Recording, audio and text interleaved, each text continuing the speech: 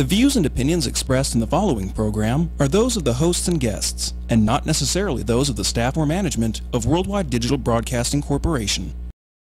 Right. Get yourselves together. Right. Stand up and live your life. Right. Get yourselves together. Right. Hands up high.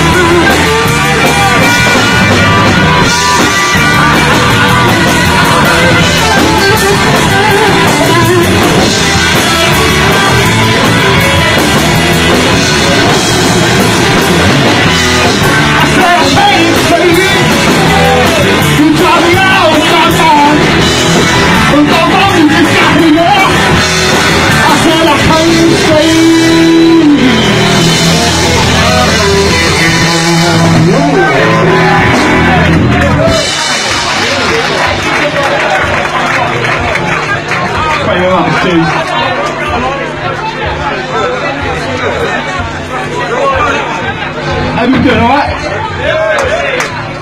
Right, yeah? With the camera a bit home for you.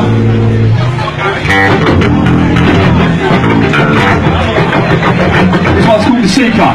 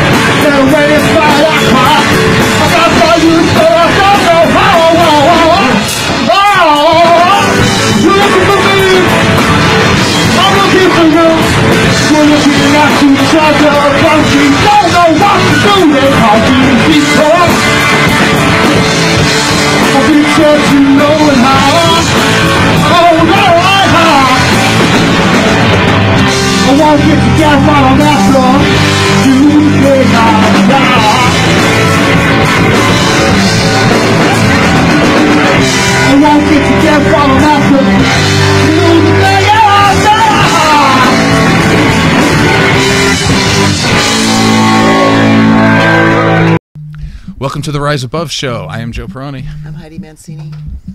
We have announcements today. I just want to announce that we want to thank Marie, Meal Prep Vegas. She does meal prep. Her phone number is 624-9286, and she does customized meal plans for people, whether you're dieting or you just want to eat healthy, whatever. You call her, get on her website, and she will customize your meals. And we want to thank Jay Jung from City Athletic Club for also partnering with our show. Thanks. You're welcome. So today I wanted to talk about what seems to be society's new drug. And what I'm talking about is instant gratification. So this show, we can go in a lot of different directions, so just kind of bear with us, because I think it affects every area of your life. And you know, I was thinking about this, how it affects sports, it affects music, it affects people's attitudes, it affects school, it affects businesses that are trying to deal with people that want instant gratification. So instead of trying to make people better, they want to make money. Mm-hmm. So they just try to fill in that gap, and they try to make things easier for people. And in a sense, we're losing a lot of stuff. And as I was thinking about this, part of it, you could say that instant gratification is just another way that we can all celebrate mediocrity, and it's another way that Western civilization is declining, you know, as you look around. Mm-hmm. What do you think? It's true. It's everywhere. No matter what you do, whatever career choice you're in. But unfortunately, as a society, we reward that. Like, we reward that kind of behavior, whether it's, you know, in your job where you just say, oh, the heck with it, you know, I can't teach this person, so I'm just gonna let them slide, you know. So people, they slide through and they think that, you know, that they're good at something, and of course then they want the instant gratification to be told that how awesome they are, you know. And you know, relationships too, and you think about social media and things like that, with Facebook and Instagram, it's the instant gratification. Somebody sees your picture and they go, oh, you look amazing, they put a like on it. You know, people are getting this false sense of greatness that they really haven't earned it. They've just kind of been able to manufacture something, which we know through music and entertainment and a bunch of things. We have like a gazillion great musicians right here in Las Vegas that's local talent, that you can go to the Sand Dollar, you can go down to the Strip, to a lot of the, you know, local bars in the area, and you can listen to an awesome guitar player or band and go, why are these people not famous? You know, but a lot of times it's just a marketing strategy. That's in the gratification that they think they're amazing because they're selling something to the other people that are just as into the self-gratification as they are. They're superficial in a sense, so they buy into the whole marketing, you know, with entertainers. You know, one for me was like Britney Spears. You know, I don't want to bag on her because she makes a lot of money and she's who she is and all that, but when she was real famous a few years ago, I never got it. But again, you know, she gets instant gratification because she's not that talented at the end of the day. Right. And yet she's got a fan base that's unbelievable, and you know, that's what they want. So, you know, she gets rewarded for just being okay. You know, but right. Real musicians that really, you know, bleed and sacrifice and, you know, are really talented, they go under the radar, and they have to be okay with maybe not being, you know, getting the self-gratification of, they have to be okay with them in themselves, knowing that they're good at what they do. Right, and in the capitalistic society, they may not get paid. But as a society, we reward it. We reward mediocrity, and we reward that whole mentality, the self-gratification, because we go, you know what, you're not that good, but you know what, you're paying me, so we're going to let you slide. We're going to let you through. That's true. You know, and that's with everything, you know, that's going on today. You know, even politics, everybody's got their hands in everybody's pockets. You know, a lot of these people don't know what the hell they're doing, but, you know, they get rewarded for doing nothing. You know, you think about the Congress, you know, you can go that far back. You know, those people sit in Congress for how many years doing shit. You know, we voted those people in, and they still get their benefits when they resign or they quit or whatever they do. And it's, you know, they're not that good at what they do either, but we go, oh, it's okay. We're going to still reward you with full benefits and whatever you need when you retire. So to practice what I preach, because I've been noticing this instant gratification, you can't get it. You can't get past it. Like, even though I live as a bodybuilder and I'm supposed to be, doing the right things at the right time, and it takes me a long time to get where I'm going, and I've gone through school and all that. Yes, I've gone through the process of delayed gratification. But then I was starting to notice how this stuff is really creeping in on my life. And one of the things that I really love, and since I was a little kid, is watching football. And I was telling Heidi this at the beginning of this football season, which just started last week, by the way.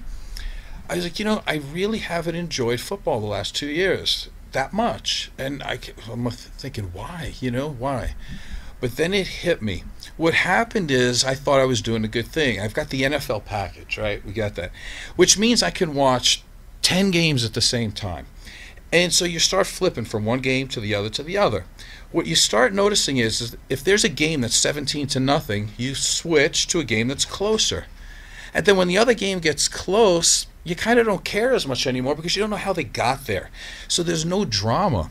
And this kind of hit me during the Super Bowl because the Super Bowl, there's only obviously one game, and Atlanta was winning 28-3.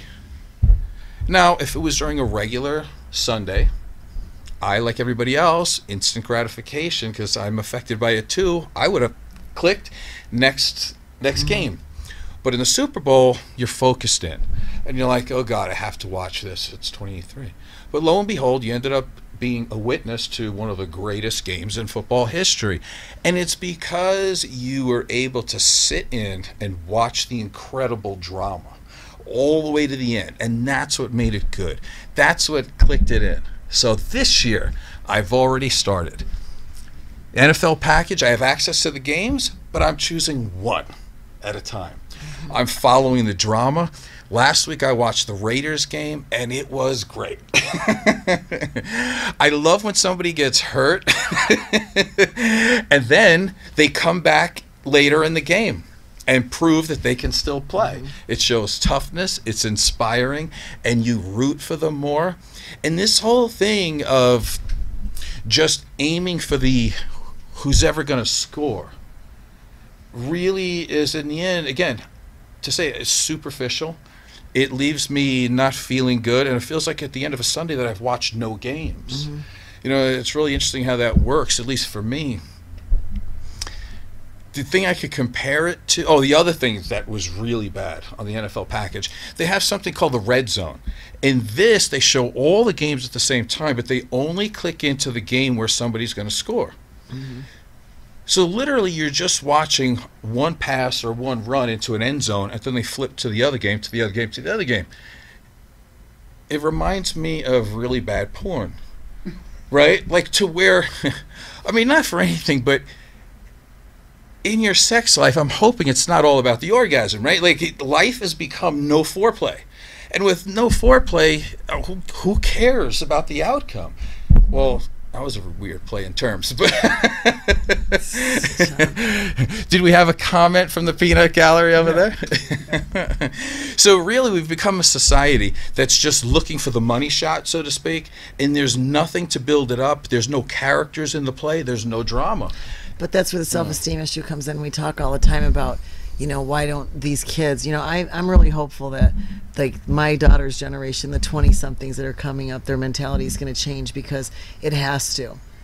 It has to. And I hope so. And where that comes from, though, it comes from people my age or maybe a little bit younger than me being role models and setting examples. And when you give a child instant gratification, I just had a story told to me today, and I very quietly was doing this client's hair, and I had to be quiet. And for me, that's a very difficult thing. And I've raised a kid.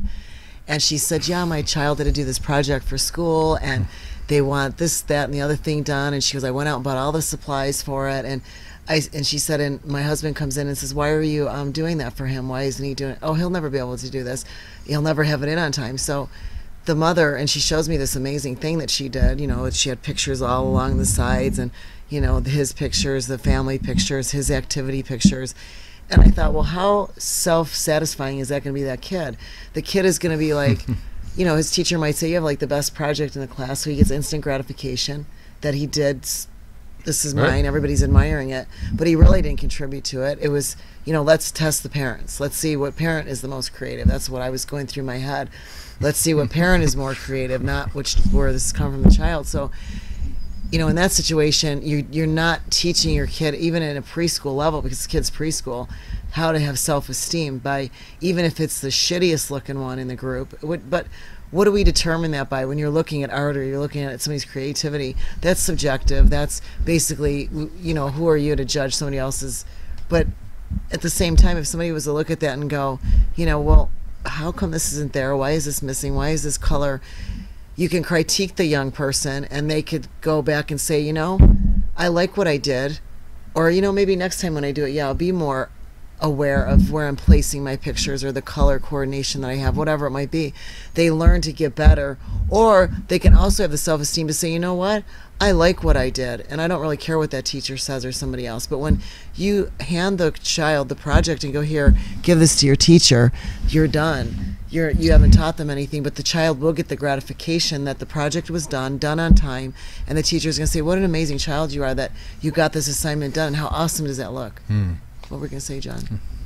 Don't you think that a majority of the teachers, or at least some percentage of the teachers, are going to know you didn't do this? But this is what goes back to John. They know it, but now here we go. We're going to go one step forward, backwards, whatever. The teacher at that point, this is not to blame anybody, but when I said earlier that we perpetuate the behavior by rewarding it, as an instructor, as a teacher, you would say, you know what, class, we need to take these projects home that are beautiful, that your parents did, and I want them done again. And I want them done by you. Right. It's the same thing when you're personally training somebody. Or do them here in class. Okay, here's the thing. You go. You do them in class together, know that is legit. The other thing is when I do a hair service on a client, if they don't like their hair, the instant gratification I get out of that is when they go, I love my hair, you're the best hairdresser in Vegas, blah, blah, blah, blah, whatever.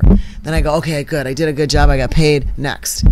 But sometimes there's a client that comes in that doesn't like what you do, and now you have to have the self-esteem to be okay to put your ego away and go, okay, well, what don't you like, and have that conversation and fix it and make it right. So in a lot of things, it's the same thing when you're personally training somebody.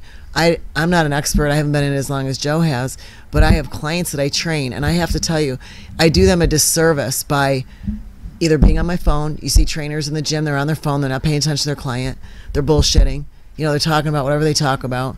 They're not correcting their client's form because they're lazy, or they don't care. I don't even know. But at the end of the day, you're not, as adults, we're not even serving adults the right way by saying, oh, that's amazing, you look great, you're doing a great job. No, your form sucks, and I'm not counting that rep, and we're going to do it again. And we're going to keep doing it till you do it right. But the point is that now there's a consequence to me, because if I push that envelope too far and just, I become the tyrant, trainer, the client quits. Because now all of a sudden they're not used to it. They're not used to being made to do something to a certain specification or standard. So now they go, well, I'm not training with you because you're too hard on me. So, we've turned into a society of, instant gratification. You look good no matter what, even when you don't look good, and now we see it in the bodybuilding. I got plenty to say about that. And, you see it and you go, wow, this is like amazing that you have to see it's so fake, and it's so, they don't realize even themselves are doing themselves a disservice for later on, because this is a lifelong thing to have a healthy body and a physique. It's not this flash in the pan mentality that I'm going to take a boatload of drugs or not. Not everybody that does bodybuilding does drugs. But there's not a lot of hard work put into it. There's this genetic thing that's going on that, you take all the genetic freaks on the planet and you put them in bodybuilding and put them on some drugs and they go, yeah, you guys are the best. The problem with that is that they're not.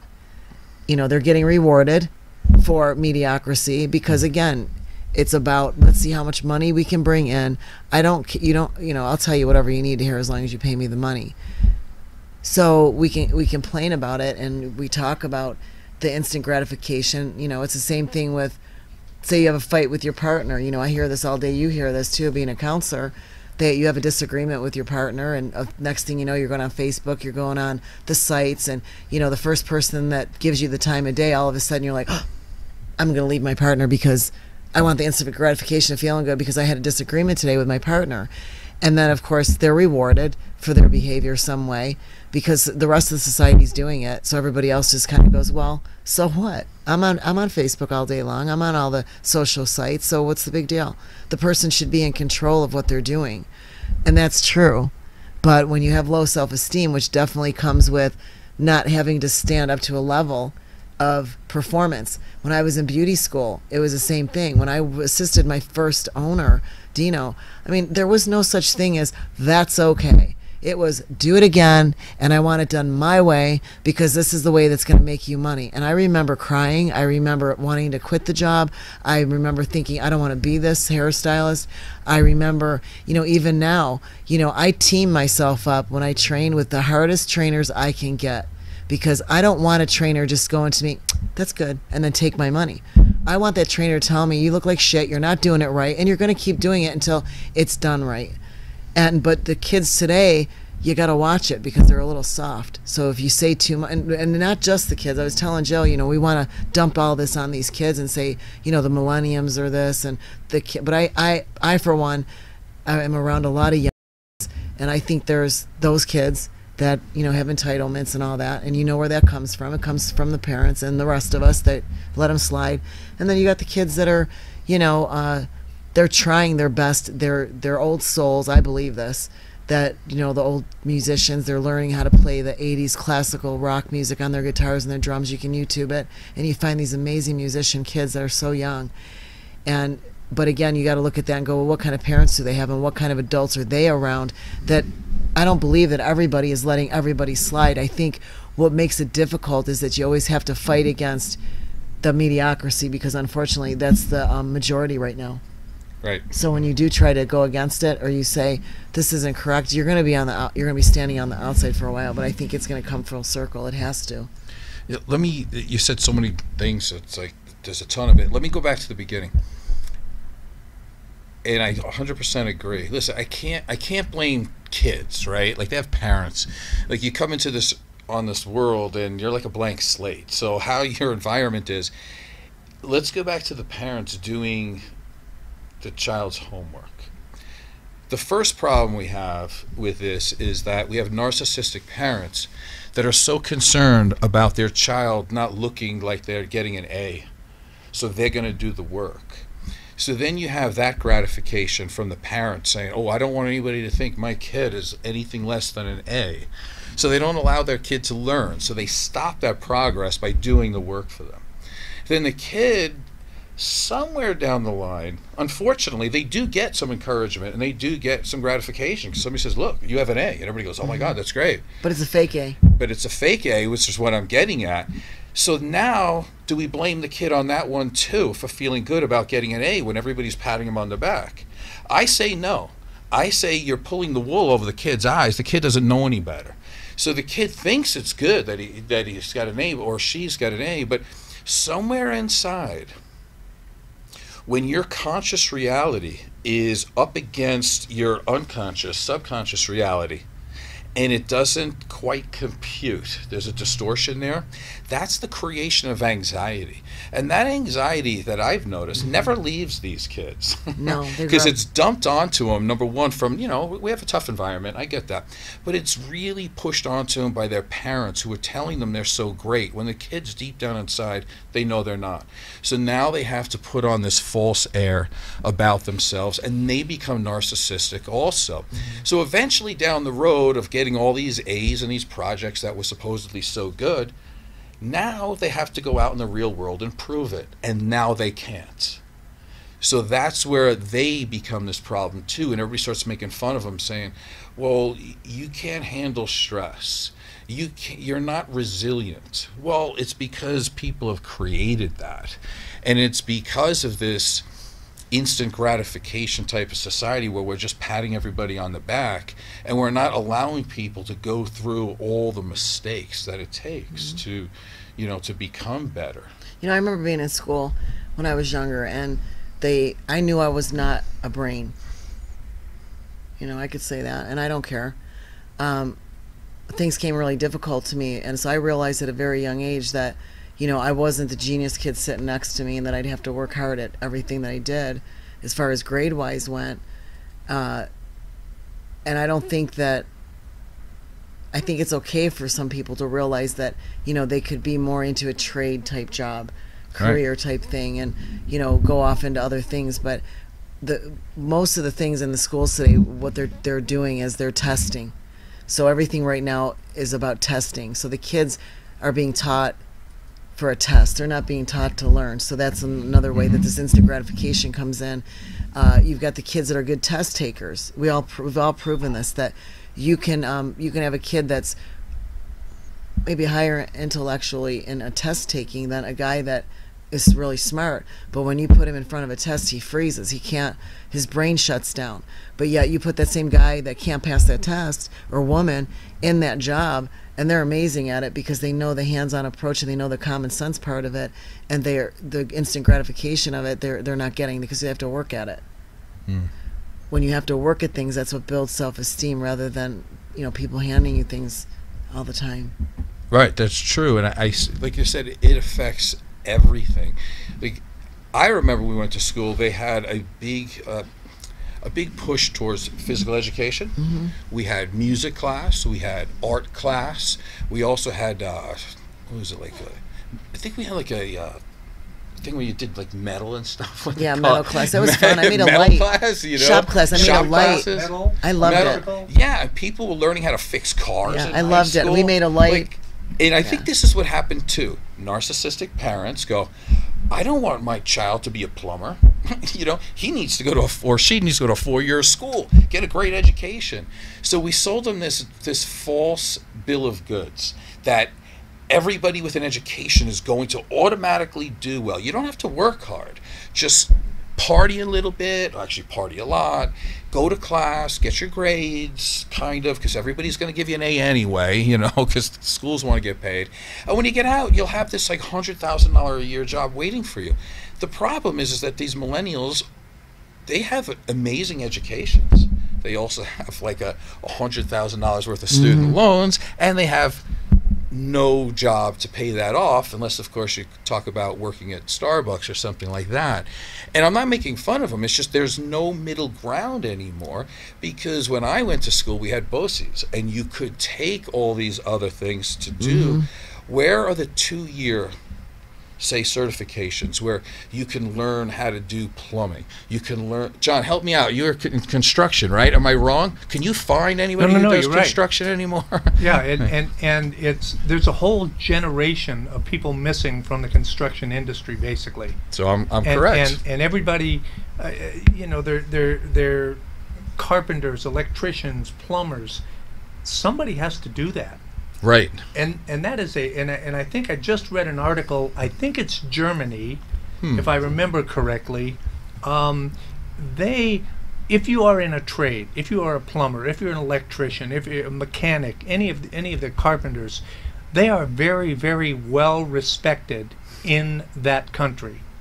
So it's not like, okay, just if you have a job, whatever that job is, you are a staunch member of that society. It's not that, you know, the guy who works at McDonald's is looked down upon. You know, someone has to do that. Right, of course. And someone has to come and fix your plumbing, because you sure as hell don't know how. Not you personally, but that is personally true too. That's what I'm saying. But when I went to high school, which was just before the turn of the century, no, the other century. But we had wood shop, right? We had metal shop. We had what they called shop, which was learning how to work on cars and just the basics. Right. And all of the things, electric and all of that you came out of high school with a basic knowledge of how the hell a car runs, where to put the oil, how to put air in your tires, how to put gas in the car, you know, just the basics of a combustion engine. Right. And you know, learn not to stick a pair of tweezers in a light socket. And, you know, it's just, I am just blown away at the people, and men or women, that have no clue how the world around them works. They have no clue. Right.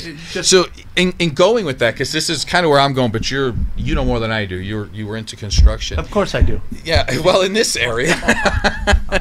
But that's the whole base of Check out these self-esteem, muscles. isn't it? Yeah, Like, how, if you don't know how the world works and you don't know what you're doing in your basic life, how are you going to have any self-esteem? I would say if a Well, person no, is- and that's the sad part. Right. Is these people think they have self-esteem, yes, and it's all bullshit. exactly Because it's the hardest thing in the world for me, and like you said earlier, is keeping your mouth shut when you have a client or whatever that is so far out in left field, and you wonder how the hell do they dress themselves in the morning. right. Sorry, You know, hit it's one like of my pet peeves there, man. Well, it comes I down got to you. it's a livelihood thing for me. So it's kind of like that's when I talked before about even with the training thing. If I was to be honest with that client and say, "Why are you doing that?" You know, the consequence for me, and again, you know, I kind of perpetuated that behavior by not saying anything, is I don't get paid and I could lose a client because of my opinion. So I think as a society, we've learned to draw back. We all think something, but especially if there's money involved in it, you kind of think twice about, do I really want to be honest with this person right now and put my projection on them because I'm going to lose a client over That's- it. it's If I didn't care very about your money or difficult. your money wasn't helping me with my lifestyle, then, you know, because I get into it at least once a day with somebody, but they're not But usually. that's a choice that you've made. That's a conscious choice that you make. All right, and you're not doing it out of stupidity. No, I'm not stupid. But exactly that's what I get right. a lot And of you're saying, too. Like, okay, I have weighed all of the facts here, and I've decided that keeping my mouth shut is Doesn't- smarter than showing off and saying you're an idiot. That's what. no, we it don't- doesn't make you stupid. And the thing I've run into it's like a double whammy because I'm a woman on top of it, is sometimes when I am quiet or I don't, what you just said, I get treated like I'm stupid, like exactly what you said. And it's Right. like, wait a minute, I'm not stupid. I'm pretty smart. But the fact that I'm not calling you out on your bullshit right now doesn't make me stupid. It just makes me go, you know, is it really that important? Because obviously I'm not. The passion with the way this conversation was, there was no way that whatever I said to her in that moment was going to change. Oh yeah. She was thinking she was doing the right thing, and I just did her hair. I thought at the end of the service, I'm going to get paid. She's going to go home to her kid and, you know, create some more dysfunction, you know, that a therapist gets to fix in about 10 years from now. You And know? I'll tell you that no, the therapist cannot fix it because the parent knows You got another more. client, Joe. Because the parent knows more than the therapist because they Googled it last week. Yeah. Right? We forget that. Well, and don't take away from that, because there is some value to, you know, being able to find some information. The problem is that people never go deep enough. It's like they exactly. say, don't use the yeah. information They read against the me, headline, they don't you read know? the article. Yeah, that's all well, they take away. Yeah, but okay, so let's enhance what you just said, right? I saw a perfect one. They look at the headline, right? Right, I But they saw a don't look at the perfect article. one, and it was an email that I got that said, let's all say goodbye to Sally Fields. So the first thing that pops into your head, oh my God, Sally Fields died. Had absolutely nothing to do with that. But that's, if you had not read that article, that's what you would think. Oh my God, Sally Fields died. Hey, did you hear Sally Fields died? Yeah. Right, and but it goes back to what I said in the beginning, right? It's all orgasm, no foreplay. Right. So that's kind of how we run everything. It's interesting when you say that, because that's something that's so difficult that I have a fight with all the time. Because I have this thing about, okay, yeah, capitalism is supposed to be the greatest thing ever. Okay, let's say it is. But there's a lot of problems in it, because Nietzsche would call it the de-evolution, right? Like whenever you say that the mass of people is what runs the country, right? Like if you live in a democracy, whoever has more people on one side of a point of view, they win. Mm-hmm. But what happens is that if more people believe in something than not, typically that's the lowest common denominator of people. It's the lowest thing. We're not always going to agree that Jean-Luc Ponty is a great musician. Most people would be like, I don't know who that is. That's the point. But you know who Britney Spears is? So by just default, we have to say that Britney Spears is one of the greatest musicians in American music history. Well, she We does know have that better that's not true. boobs. And I know you know who Jean-Luc Ponty is too. So really what we're doing is, it's really difficult, like to make that choice, to go home at night when I walk through the door and say, instant gratification. I wanted to tell a client A or B or C, but I didn't think that person was willing to hear it and still pay me. So you hold back. Now, is that the right or wrong thing to do? It's tough, because if you want to try to feed your family, you might have to do a little bit of de-evolutionizing yourself, and you're dumbing yourself down, which is a really difficult thing to do, which is what, unfortunately, you do sometimes, right? But I think there we can all be do a it. time and a place for that where it is acceptable, and you can do that. Right. And it's in business or in school or whatever, where you have a group setting. It serves no purpose in confronting an individual in front of other people. True. Or telling them that they're screwed up or they did something wrong, or belittling them. But if you get them off to the side and say, hey, look, what you did here was wrong, and here's why. Right. Then you have accomplished something, because you have a better chance that they will listen to you. Because if you do it in a group setting, they're going to rebel and go the other way and go, fuck you, you're out of you're out of Exactly. your mind, just so that they can Yeah, they got to because of say peer pressure. they got to save face. Right. But see, like you and I can have that conversation, right? Right. We were raised differently, but there's a lot of people that have never even been confronted by their own parents. Yeah. So all of a sudden you're like, okay, but so do listen. you blame the parents, or do you blame the grandparents, or the great-grandparents, or the great-great-grandparents? Because we are all conditioned. Part of our makeup is conditioned by our environment. But I also believe, True. John, that as a community, and this is where the problem is that we don't raise anybody anymore in a village mentality. What you said in other countries, people are, no matter what your job is, you're considered of value to the community. Right. So what's happened though in our community is that as a mother, I was a wife at one point and all that, doing all these things, you should be able, they say it doesn't matter, there's like a Buddhist talking, they say it doesn't matter how the message is received and who it's from, as long as it's received. And I had a struggle with this with my daughter, raising her, that I didn't get jealous of other people, but I had a babysitter, and she was amazing with my daughter, and I was lucky. She came to my home, and it was like having a grandmother there. I could go to work my 30 hours a week, get out of the house, do my thing. And there was a part of me that got jealous because my daughter started to become, really attached to her. And would listen to her, And she she'd could cry. tell your daughter the same Right. thing. So when that you Ava would got tell older, her. she Yeah. said, listen, and then it was when she was much older. Sue gave me a lesson in that too about Ava, and she said, listen, you're her mom. You're always going to be her mom. I'm just, thank God that she's like that. And you're not, she's not crying and everything, or, Mom, I don't want that lady here. She Right. cries because she misses me and wants me to come back. But when she got older and I was having issues with Ava, and other people could talk to my daughter, and I used to say, what the hell is wrong with me that I can't talk to my own kid? But on the receiving end of that, You're I the have parent. clients that I've trained their kids. I've had conversation with their kids. I do it now, and they'll hang on every word you say, and it doesn't matter. But as a society, we're responsible to do the correction at some point. Maybe that isn't your kid. Maybe that isn't your concern.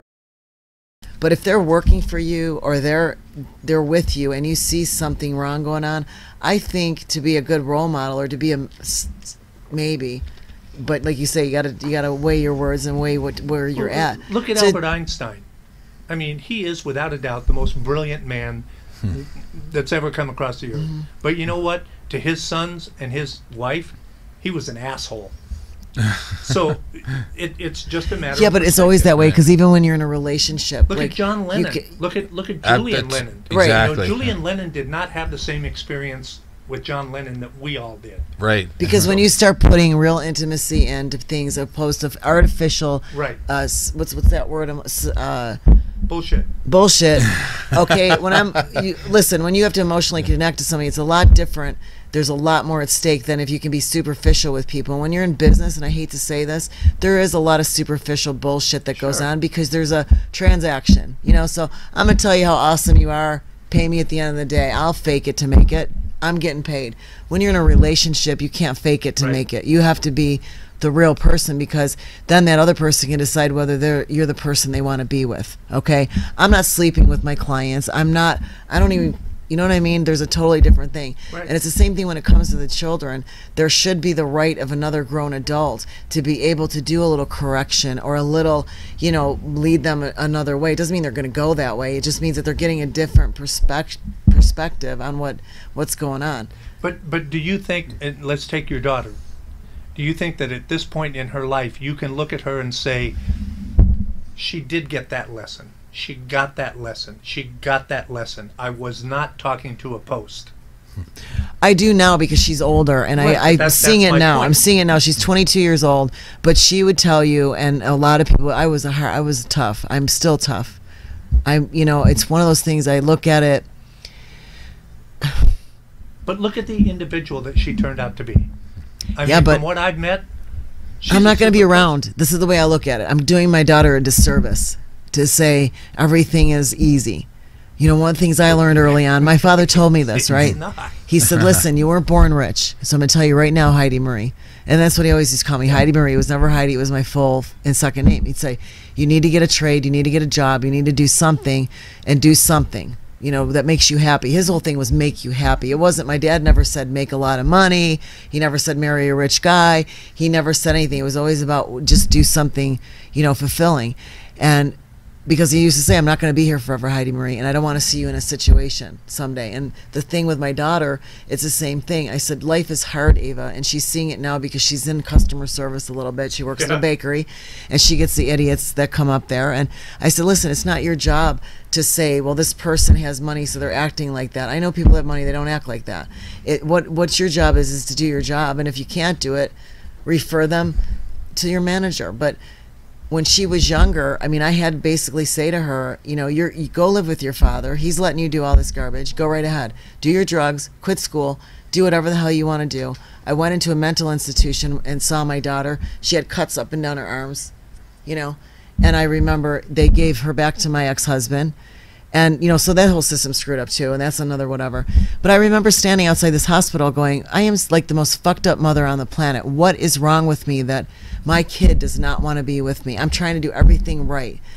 Well, I was doing mostly everything right, and I made my mistakes with being a hovering mother, which she said, Mom, you were one of those helicopter moms. And I go, okay, I'm sorry, but you were my only kid, and I didn't want you to feel a lot of stuff sometimes. But now that she's 22, she's getting it, and I get more respect from her now. She listens to what I say now with maybe not, she won't give me the satisfaction though of saying, Mom, you're right. She'll listen and she'll go do it. And you know what? I don't even want to be right. I don't even care. Yeah. As long as you live a good life and you're So you're making Joe's point about instant gratification, that it's taken time, Right. to and it's the little things, like Joe, you didn't get those arms overnight. No. It's going to the gym and working out and putting in the effort. Yeah. And it's the same way with our kids. We're not going to get instant gratifications. They're not going to love us right off the bat. They're going to hate us most of their lives. Yeah. But they get to a point That's- where it's like, oh wow, cool. And I love that you said that, because therein lies one of the things when as you know, I've said this many times, I do this. I sit in a dark room by myself and I phase That's 'cause everything nobody out. wants to be around them, right? Yeah. And then you always say that. But there's a reason why I do it, is because I honestly don't want anybody else's opinions or thoughts or pictures, nothing to invade my brain. I want to have my own thought about what I'm thinking. And to me, although this may not seem to make sense as all instant gratification, to me it does. Because everything now is instant gratification. You have narcissistic parents wanting to have their kids look good for society immediately. So they do all these things to try to make it easier for the kid. And the kid starts to feel like they have no self-esteem. There's a reason for that. Then as we go on, the parents are modeling a horrible relationship there. Because like you just said, even in parenting, it's not going to be this upward trajectory of I'm loved. It's not going to work like that. It's going to be the most vicious downs you'll ever feel. And then there will be some amazing highs too. But that's what relationships are. And that's what I noticed too in marriage and family therapy, and also listening to people talk and Heidi talk about family and friends. You'll hear it now. It's like, well, okay, we had an argument. I don't know, are you happy? Well, maybe you should think about leaving. Really? Over an argument? Or this is what I've heard now, because I hate to admit this, but I'm middle-aged, so a lot of my friends are middle-aged. excuse me. Men tend to slow down sexually as they get older. Women their testosterone relative to their estrogen is higher. So what men were complaining about the first 25 or 30 years of their life, like I want to have sex every day and this girl doesn't, it starts to switch. But as it starts to switch, I hear all these women going with this Oprah mentality. He's slowing down.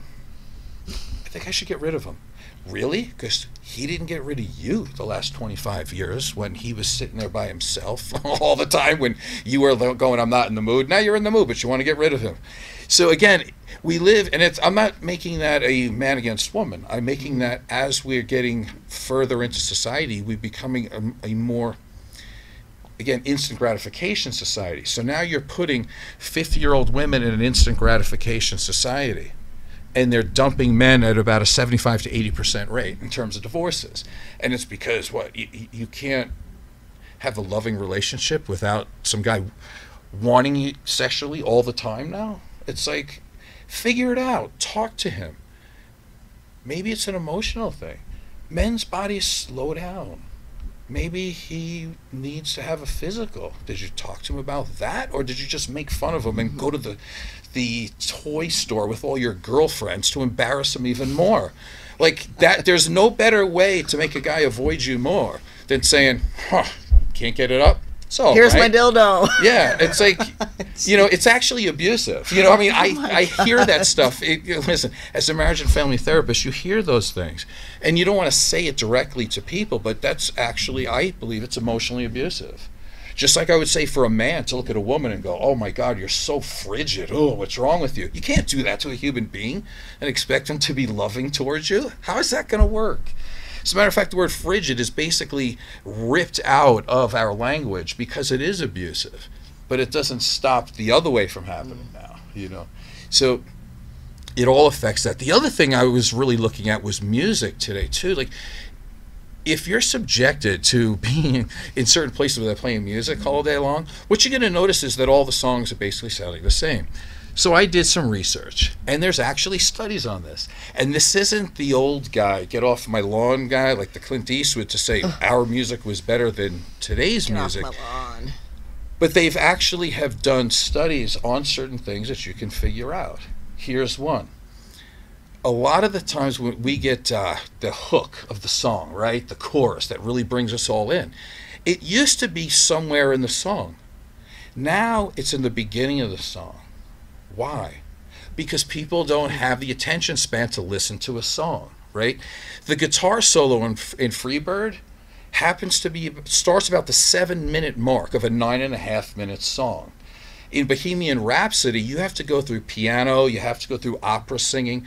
That song would never exist today because people can't handle it. They would only be able to handle the hook, which comes in about 4.5 minutes into that song.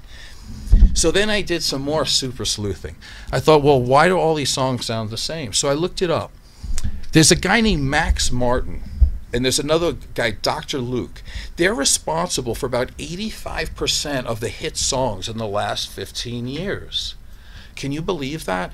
When you look at Kelly Clarkson, even like the Backstreet Boys, NSYNC, Katy Perry, all of these pop acts, they're written by 2 men. People are not writing their own music anymore. And so what they do is that they keep writing pop songs with the hook in the beginning, with fewer words, because people don't have an attention span. So then that made me sad, right? So I started thinking about it. Walter Becker died. I think it was last week or 2 weeks ago.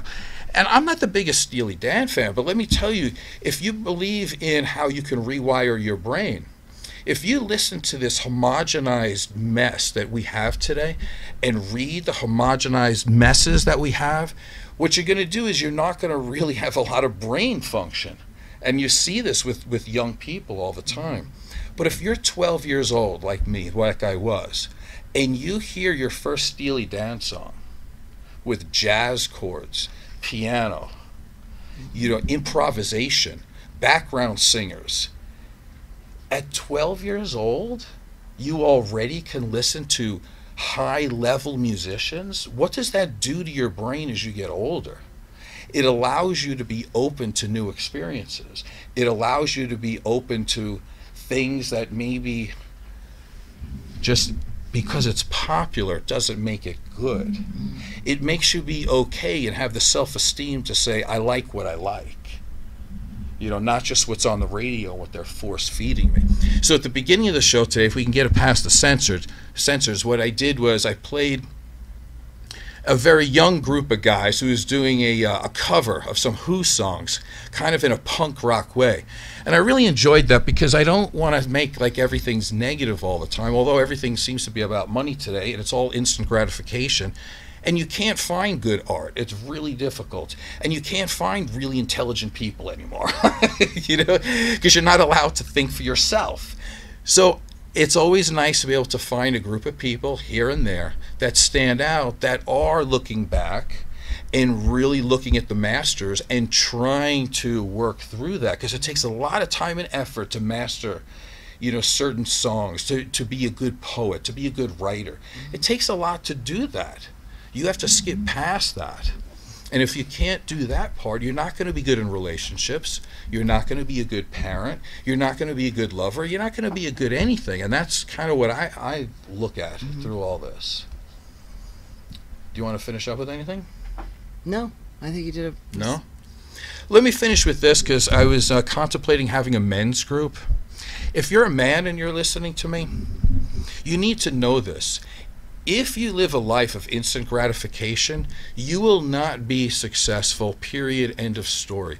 The mark of a man is to be able to delay your gratification. If you think that it's okay to text women or text a girl and that's the way to court a woman, or that's part of your dating process in order to know somebody, you're ridiculous. You know, your parents suck. Let's start with that. And now that you know that and you can accept that, then you need to accept some new information. You need to talk to women, number one.